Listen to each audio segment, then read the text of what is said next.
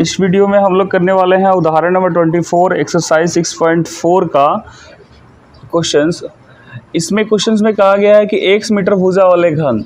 तो हमने क्या किया, एक घन लिया जिसका पहले से ही बोला गया है कि इसका 1 मीटर भुजा है। तीनों के तीनों जो भुजाएं हैं 1 मीटर है, और इनमें जब वृद्धि की जाती है 2% की वृद्धि की जाती है, मतलब x प्लस x इंटू 2%, तो इसका जो साइज़ है वो बढ़ जाता है। अगर ये पहले 10 था तो 10 से थोड़ा सा अधिक हो जाता है, 10.02 हो जाता है। तो इसका आयतन भी क्या होता है, बढ़ जाता है। तो हमें बताना है कि आयतन कितना बढ़ जाएगा। तो हमने क्या किया, यहाँ पे घन की भुजा लिख लिया, 1 मीटर जो दिया हुआ है। घन का आयतन हमारे पास फॉर्मूला पता होता है, साइड का क्यूब होता है, मतलब भुजा का क्यूब कर दिया। आयतन को हम वॉल्यूम कहते हैं, इसलिए v से डिनोट करते हैं, ठीक है। और यहाँ पे x क्यूब हो गया। अब हम एक फॉर्मूला, ये पीछे आप क्वेश्चंस में लगाते आ रहे हो कि जब भी हमें कुछ चेंजिंग बदलाव लाना है, मतलब बदलाव को फाइंड आउट करना है कि कितना चेंज हुआ है, छोटा चेंज, तो डेल v इक्वल टू हमने लगा दिया डेल v अपॉन में dx। वहाँ पे आप लगाते हो del y equal to dy upon में dx इंटू डेल x। अब यहाँ पे v क्यों लगाएंगे तो समझिए, वहाँ पे y इक्वल टू समथिंग होता है कुछ, जैसे मान के चलिए x² + 2, ठीक है। आपके पास यहाँ पे क्या है, v इक्वल टू समथिंग है x² + 2। तो ये बस बदला हुआ है ये, तो जहाँ पे y था वहाँ पे क्या आ जाएगा, इस बार v आ जाएगा। ऐसे आप समझ लीजिए, फार्मूला जो है वो अलग अलग नहीं है, एक ही फार्मूला है, जिसमें फंक्शन दिया रहेगा उसके अकॉर्डिंग लिखेंगे। अगर हमारे पास मान के चलिए कि सरफेस एरिया इसका बढ़ रहा है, तो सरफेस एरिया के लिए s लेते हैं हम, तो यहाँ पे लिखते हैं हम क्या, delta s equal to ds upon में dx इंटू डेल x, ठीक है। बात समझ गए? जैसे रहेगा वैसे फॉर्मूला बन जाएगा। तो यहाँ पे अपने पास डेल v निकालना है कि कितना बदलाव आ रहा है, तो dv अपॉन में क्या हो जाएगा, dx into del x। v का डिफरेंशिएशन x के रिस्पेक्ट में कीजिएगा, 3x² होगा, इंटू ये डेल x 0.02% कैसा है, मैंने यहाँ पे भी लिखा हुआ है। इसमें बदलाव आया किसमें, x प्लस 2% ऑफ किसका, x का। तो देखिए x प्लस 2 परसेंटेज का मतलब 100 इंटू में x। अब x दोनों में कॉमन है, x बाहर ले लिया, यहाँ पे क्या आ गया 1 प्लस, यहाँ पे साइड में बदलाव सिर्फ लिया है ना, ठीक है। यहाँ पे आ गया अपने पास 0.02, तो ये आ गया 1.x और 1.02। अच्छा, ये टोटल लेंथ आएगा ना, हमें सिर्फ यहाँ पे बदलाव लिखना है, छोटा चेंजिंग जो हुआ है, यहाँ पे जो छोटा चेंजिंग हुआ है वो भी लिखना है। हमारे पास यहाँ पे आ गया क्या चीज़ आ गया, पूरा लेंथ आ गया कि कितना टोटल लेंथ है, मतलब पहले वाला लेंथ और प्लस में जो बदलाव हुआ है वो वाला लेंथ। तो यहाँ पे तो आ जाएगा हमारे पास 1.02x, पूरा लेंथ आ जाएगा। लेकिन हमें चाहिए सिर्फ क्या चीज़, डेल x, वो जो छोटा सा बदलाव हुआ है वो, है ना। जैसे कि यहाँ पे मान के चलो 1 मीटर था, अब क्या हुआ 1 मीटर और प्लस में 2% किसका, x का।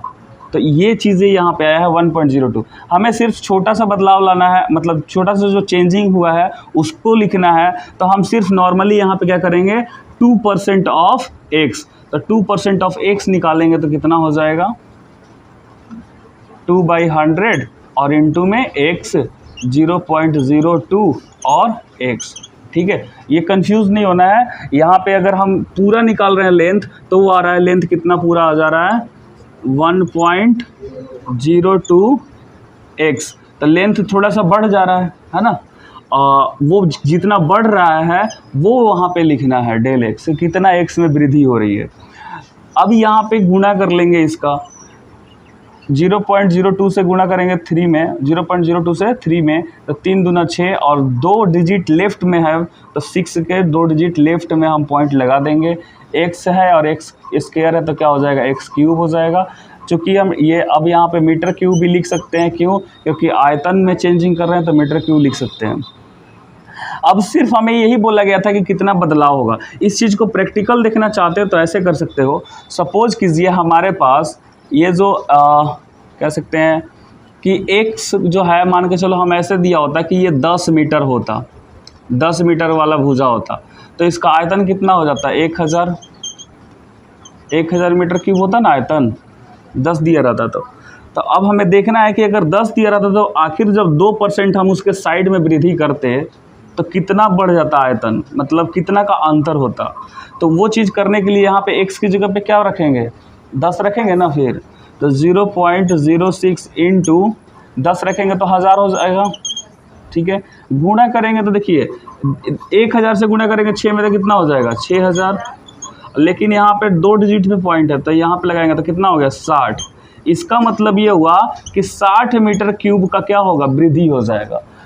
इसका मतलब ये होगा कि अगर पहले 1000 मीटर था उसका आयतन, इस बार जब बदल करके कितना हो जाएगा 1060 मीटर क्यूब हो जाएगा। इसका मतलब ये है। ठीक है, तो हमें ये यहाँ पे क्या दिया है, सिर्फ और सिर्फ अंतर दिया है, ये 60 मीटर अंतर दिया है कि कितना अंतर हुआ। ठीक है, यहाँ पे टोटल नहीं दिया है और हमें यही निकालना भी था। तो यहाँ पे लिख दिया गया है इस प्रकार, आयतन में सन्निकट परिवर्तन बराबर हो जाएगा 0.06 x क्यूब मीटर क्यूब है। नोट करो इसको।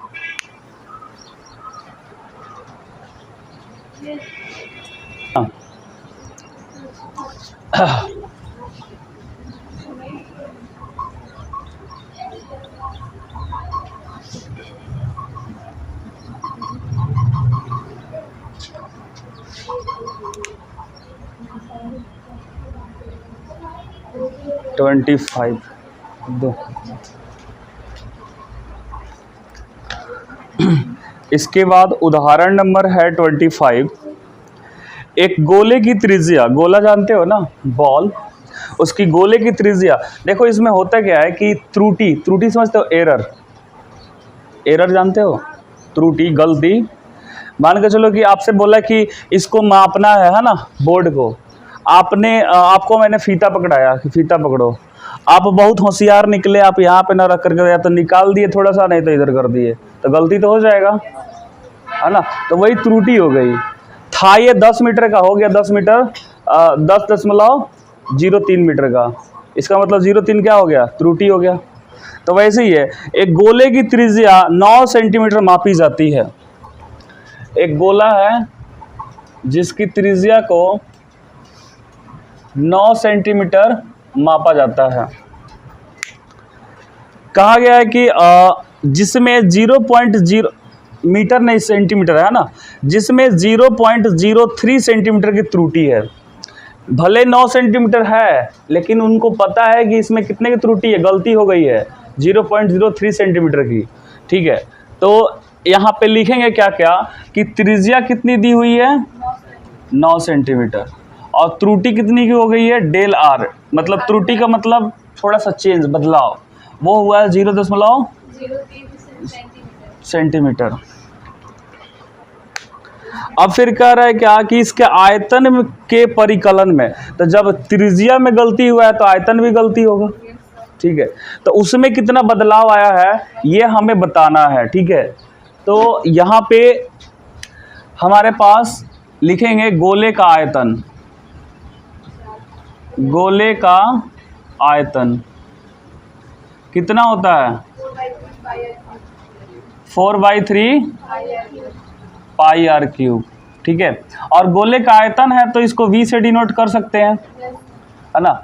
एक बार और लिख लेते हैं इसको 4/3 पाई आर क्यूब। ठीक, अब हमें जो निकालना है, जिसमें बदलाव निकालना, चेंज, तो चेंज को हम डेल से डिनोट करते हैं। दूसरा वाला ही दो जी, ये पता नहीं क्यों चल नहीं रहा है बढ़िया से। डेल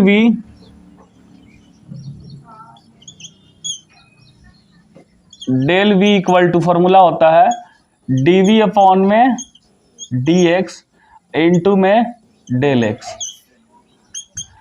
अब हमें dv अपॉन में dx निकालने के लिए इसको क्या करना पड़ा, डिफरेंशिएट करना होगा।